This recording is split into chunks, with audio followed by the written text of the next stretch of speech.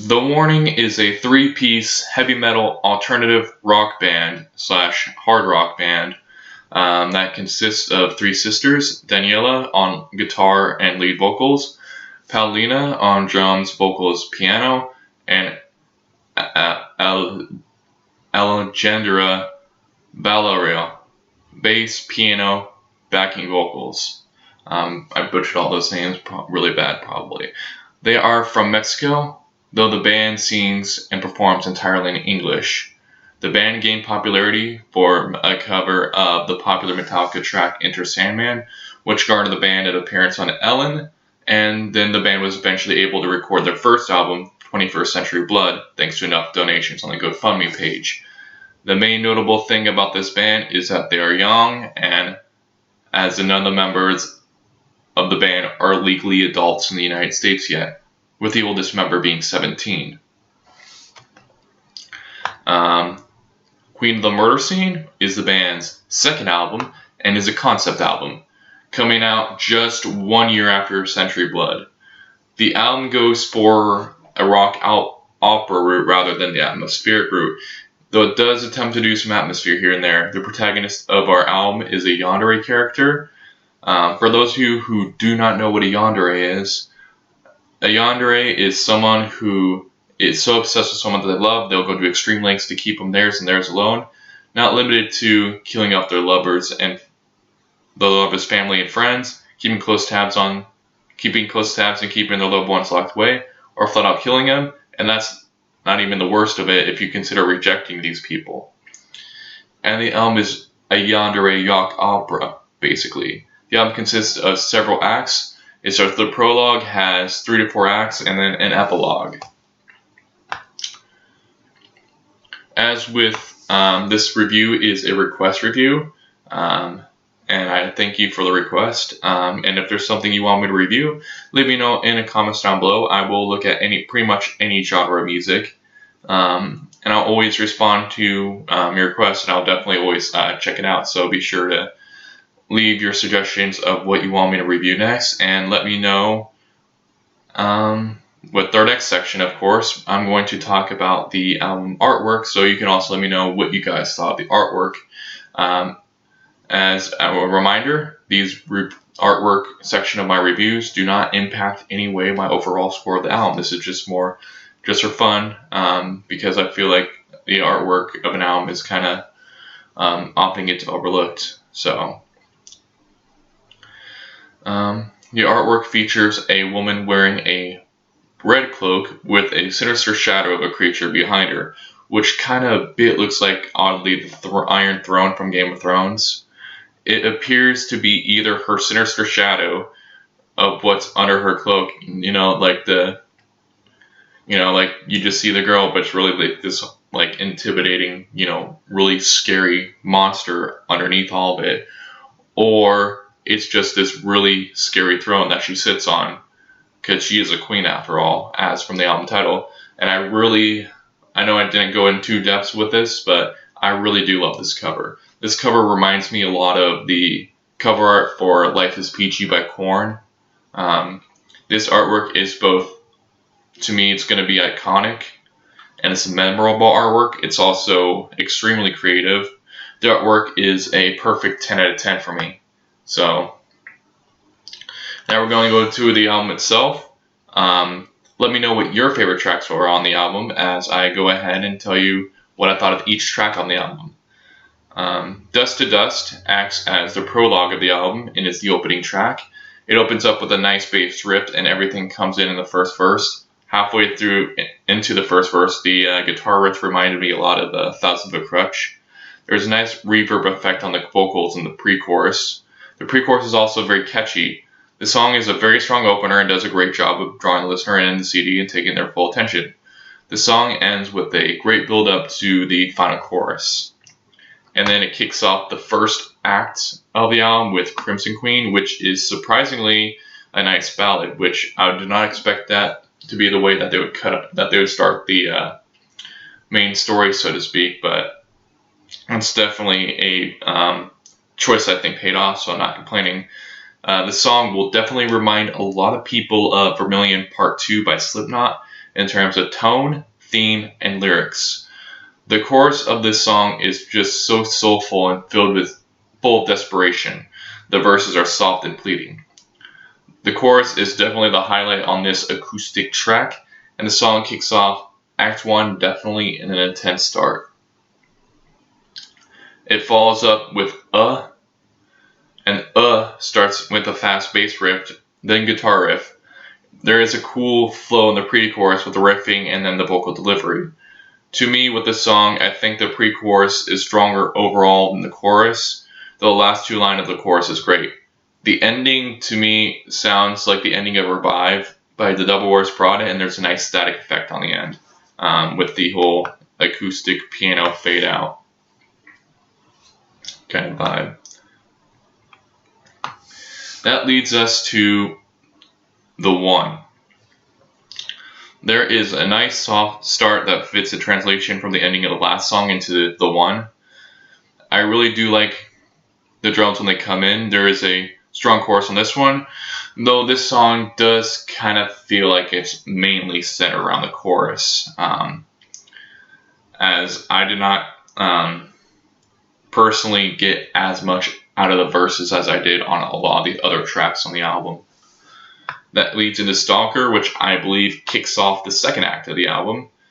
It has a very similar intro to the one, but with a haunting ambience and a longer build-up.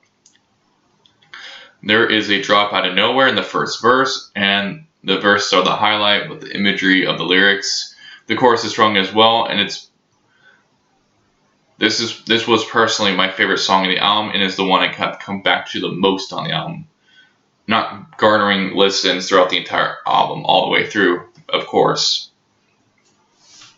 The song goes full circle nicely with the outro, and can you tell them to stop telling me to look at them, because they already have my attention.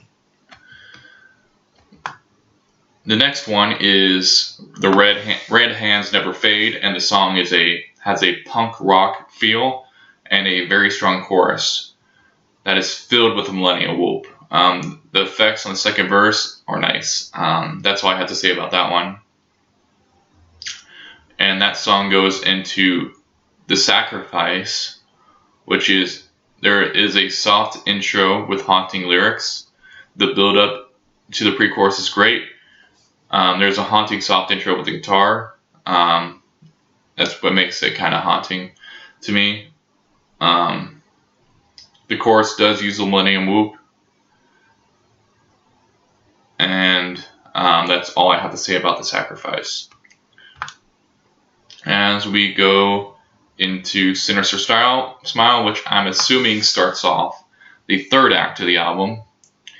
And the intro of the song is very classic rock, and is definitely the most catchy track on the whole album, and offers a massive tone shift from the beginning of the album in terms of lyrically, with the change going from obsession to derangement. It is the second verse, and that kicks so much ass on this track. The ending fades out, keeping it catchy. The track overall feels very musically an example of fantastic rock opera track, and is definitely a massive highlight for me. However, the track Dull Knives Cut Better is not. The song has a nice first verse that builds up the intro, though the song feels kind of underwhelming coming right after Sinister Smile. Like Sinister Smile, you just feel this really high peak, and then Dull Knives is just can't, it's like you can only go up so much, and then you just I'm not saying the whole album goes downhill, but that particular track does take a little bit of a dip for me. It does kind of have that underwhelming feel, and it does slightly feel like filler, or as a transition to the final act rather than the ending / opening track of an act it is a part of. Though the chorus is very strong, the nice first verse and build up into the intro do help it, though, despite it feeling like kind of filler. Queen of the Murder Scene is the title track of the album, and the song has a very 80s feel to it. There is a darker vocal delivery. It sounds firm. There are some ominous chanting that makes up the pre-chorus. This is another great rock opera example. The chorus is short but strong. The song also has the album's first and only guitar solo and is a great final chorus that has a very faint banshee-like scream in the background.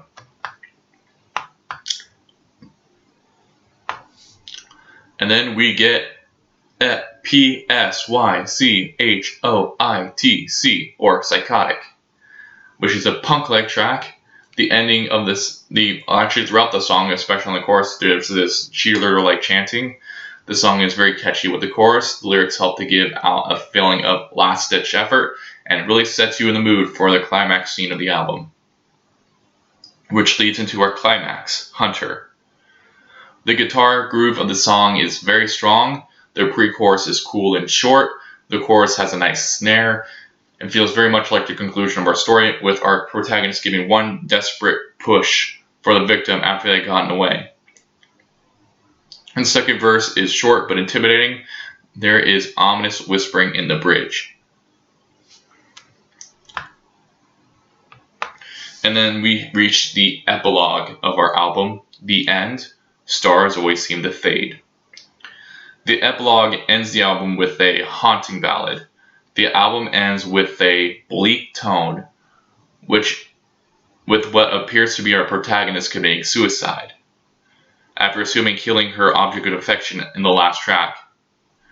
In this track, it is the first time we have seen her have any remorse for her actions. It is the most memorable track of the album, which brings a perfect conclusion to this rather dark and disturbing story. As for my overall thoughts of the album, as an album, this CD is phenomenal. There's a lot to like here, minus one or two tracks that do feel slightly like filler, even though those tracks have things that I do like about them. The instrumentation is solid, and the vocal delivery from all three sisters is great, swapping Hussein's lead on some songs as a refreshing change. However, as a concept record, this is kinda a mixed bag, as it's never willing to fully commit to it. Some tracks feel very strong like a rock opera, and have the subtle ambience enough for it to be a concept album, to embrace itself as a concept record, while other tracks use none of this and feel like more traditional rock tracks minus lyric. The album never fully goes into the concept album water or the rock opera water, and it's constantly putting its foot or hand in the water before just quickly taken out because the water is too cold. There are some songs which may take time to grow on the people. For me, those tracks were and The One, and I did not like the first time I heard it, but it's a track that grew on me. However, I will say the lyrics of this record are fantastic throughout and prevent the concept portion of the record from going subpar. And oftentimes, they are more than enough to keep it above average. So as a concept overall, it is slightly above mediocre to me. There was just so much potential. I feel this album could have used a bit more time to finalize things. Another cool idea would have been for each of the other two sisters, who are not the lead, to play another character when they sing. That would not affect my grade at all, but it's just a really cool idea that I thought of when I was writing this review.